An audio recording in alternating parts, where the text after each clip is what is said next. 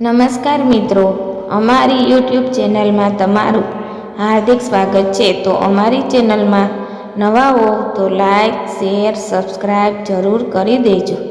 તો આજે આપણે તમને એક કહાની વિશે વાત કરીશું। તો ચાલો શરૂ કરીએ આજની આ કહાની। તો ધ્યાનથી સાંભળવા નમ્ર વિનંતી। નાગપંચમી 2025 પર કાલ સર્પદોષના ઉપાયો।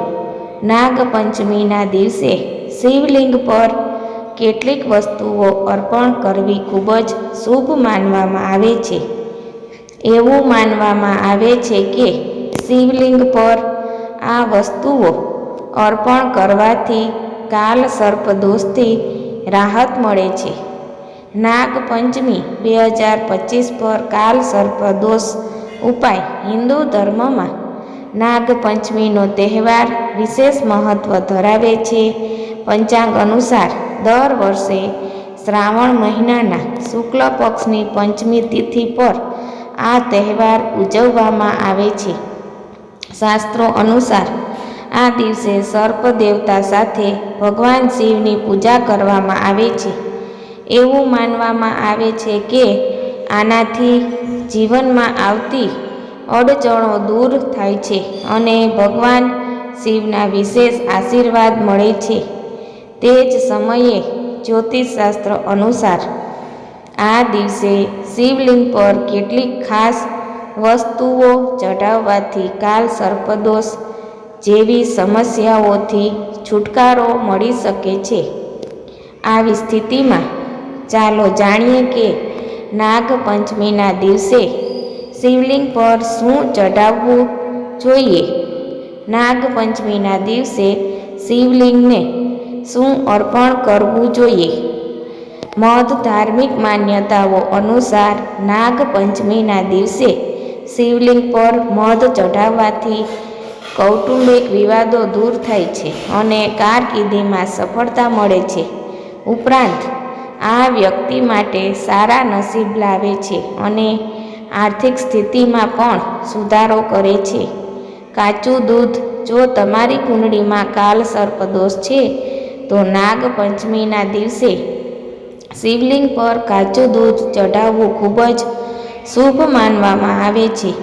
આ દિવસે બ્રહ્મ મુહૂર્તમાં શિવલિંગ પર દૂધ ચઢાવવું જોઈએ। આનાથી ભગવાન શિવનો વિશેષ આશીર્વાદ મળે છે અને જીવનમાં આવતા અવરોધો દૂર થાય છે। ધતુરા ચઢાવવાથી ભગવાન શિવ પ્રસન્ન થાય છે અને આર્થિક સમસ્યાઓ દૂર થાય છે।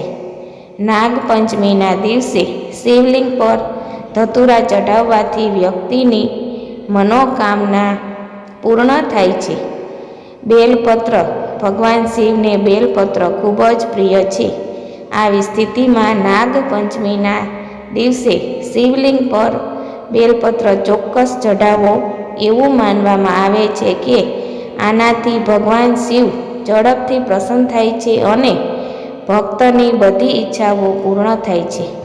આ સાથે જીવનમાં સુખ અને સમૃદ્ધિ આવે છે। અક્ષત ચંદન। નાગપંચમીના દિવસે શિવલિંગ પર ચોખા અને ચંદન ચઢાવવાનું પણ ખૂબ જ શુભ માનવામાં આવે છે। આ દિવસે ભગવાન શિવને ચોખા અને ચંદન ચઢાવવાથી પાપોનો નાશ થાય છે અને જીવનમાં સુખ અને શાંતિ આવે છે। કાળા તલ। નાગપંચમીના દિવસે કાળા તલ મિશ્રિત પાણીથી શિવલિંગનો અભિષેક કરવો પણ અત્યંત શુભ માનવામાં આવે છે। આમ કરવાથી માત્ર કાલ સર્પદોષથી રાહત મળે છે પરંતુ પરિવારમાં સકારાત્મક ઉર્જા અને સુખ શાંતિ પણ આવે છે।